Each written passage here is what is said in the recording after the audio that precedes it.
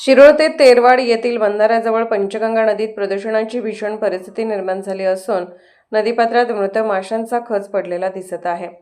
गेल्या काही दिवसांपासून नदीत मोठ्या प्रमाणात प्रदूषित पाणी सोडण्यात आल्याने संपूर्ण परिसरात तीव्र दुर्गंधी पसरली आहे।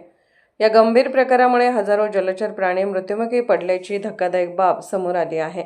स्थानिक नागरिकांमध्ये यामुळे तीव्र संतापाचे वातावरण निर्माण झाले असून पिण्याच्या तसेच शेतीसाठीच्या पाण्याचा प्रश्न अधिक गंभीर बनला आहे। नदीच्या पाण्यावर अवलंबून असलेल्या शेतकऱ्यांना याचा मोठा फटका बसत आहे।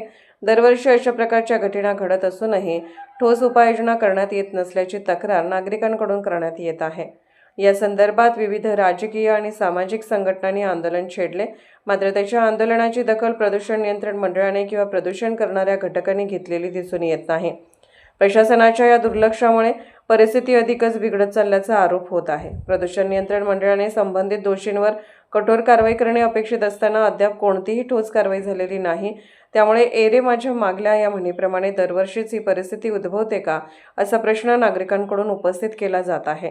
या गंभीर प्रकरणात तातडीने उपाययोजना करून नदी प्रदूषण रोखणे आणि दोषींवर कठोर कारवाई करणे अत्यावश्यक असल्याची मागणी जोर धरत आहे। SK news, Suresh Kamble.